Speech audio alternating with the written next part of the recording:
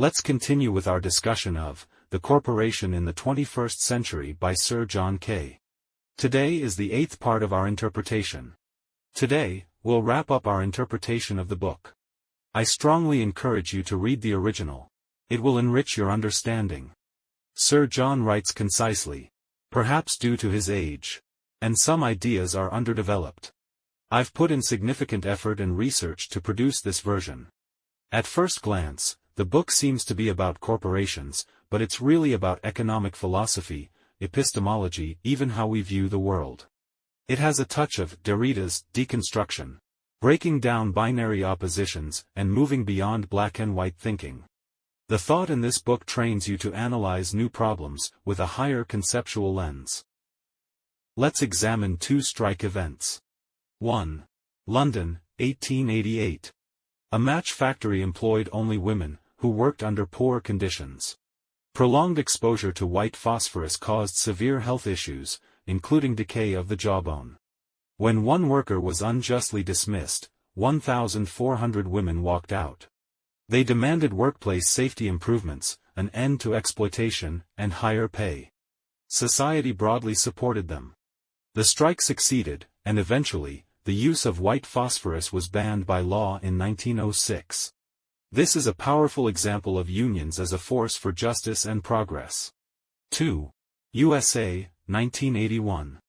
Air traffic controllers, federal employees, struck for better pay and conditions, arguing their work was high stress and required greater compensation. But the Taft-Hartley Act prohibited such strikes. President Reagan issued an ultimatum: return to work within 48 hours or be fired. The union refused, and Reagan fired all striking controllers, banning them from federal employment for life, and replaced them with military personnel and temporary workers. The system continued functioning. Reagan won, and the union was broken. Comparing the two, 19th-century strikes were primarily worker versus employer, spontaneous, and locally focused. Society was sympathetic. In the 20th century, strikes often represented political power. Governments frequently opposed them, and public opinion was polarized. Unions by then often produced demands beyond pay and condition, such as anti-automation policies or lifetime job guarantees, making them political forces. The question isn't simply whether to support or oppose unions. It meant clarifying context. 19th century union or modern union? Developed country or sweatshop conditions? Sir John opposes binary thinking. In my view, what matters is understanding circumstances. 19th century intellectuals depicted capital and labor as natural adversaries. But studies show that even in Marx's time, factories improved workers' lives, increasing food, calories, lifespan. Life for workers before factories was often far worse. Plus, factory work wasn't forced. People could resign. An enormous improvement over earlier feudal labor. Even in Marx's era, collaboration outweighed competition. Today, the capital versus labor dichotomy is even less tenable. A company's competitive edge stems from employee collective knowledge, not capital. Ownership has become complex. You can't tell who's capitalist and who's labor. Derrida's key lesson: forcing things into categories is dangerous. Hearing capital or labor should not trigger a knee-jerk reaction. It narrows our vision. Historically, merchants were viewed cynically. Aristotle dismissed them as pursuing unnatural profit, especially using interest to profit from money. Many later intellectuals echoed this. Sir John argues that ancient commerce seemed insignificant because economies were simpler. Today's advanced division of labor makes commerce essential for organizing production. Even in ancient China, historian Sima Qian had a positive view of merchants, as seen in the records of merchant professions. He didn't reject profit-making. If respectful trade and voluntary loans exist, isn't that a good option? Tsinghua scholar Lin Zhan's 2021 book, The Logic of Usury, analyzed over 10,000 Qing Republican-era loan cases. Findings contradicted stereotypes. Loans often occurred between landowners or family, short-term, small, voluntary, interest below 10% annual, and defaults were typically due to misfortune, not high interest. It reflected a functioning market, not exploitation. These examples demonstrate that our thinking, from despising merchants to ignoring nuance, is shaped by outdated bias. Sima Qian's views were enlightened, appreciating market forces more fully than many later thinkers. Letting go of binary thinking can significantly broaden your perspective. So what is the right attitude we should have toward everything in the world? Sir John Kay proposed a concept called disciplined pluralism. In essence, it's just another way of describing a free market.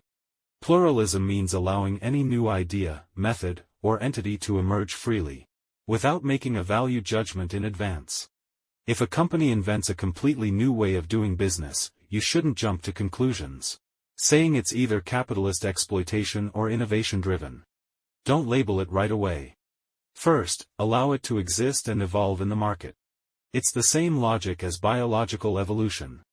New species may emerge through random mutation, but whether they survive should be decided by natural selection, not by some central authority or approval committee. As for discipline, on one hand, it means the market must have rules. You can't sell fake medicine. But more importantly, we must respect the market's mechanism of survival of the fittest. In order for good things to thrive, those that can't adapt must be eliminated. For example, if a company clearly can't sell its product and is already drowning in overcapacity, it should go bankrupt. If the government steps in with subsidies just to keep it alive, that violates the discipline of the market and disrupts natural evolution. I actually explained this a decade ago, and even summed it up in one sentence. If it works, let it live. If it's doomed, let it die. Anyone can create something new, but if the market has already shown it doesn't work, the government shouldn't step in to artificially extend its life. This evolutionary rule is the most fundamental law of success in the world. Lastly, let's say a few words about the question of public versus private ownership. Sir John Kay's book makes it clear. In today's world, large corporations no longer fit the traditional definition of privately owned capitalist enterprises. But you can't exactly call them publicly owned either. They exist in a gray area between public and private. In Western countries, once a company goes public, people refer to it as public because anyone can hold its shares. So in that sense, it belongs to the public. Private companies usually refer to those that are not publicly traded, but even those are often not owned by a single family. They may have many stakeholders: venture capitalists, individual investors, even employees with equity. And really, what's the essential difference between a company owned by 500 people and one owned by 5 million? Moreover, how many people need to own it for it to truly count as public? If someone claims a company is owned by the people, then ask, do its profits get distributed to all citizens? Does it contribute to your universal basic income through its dividends?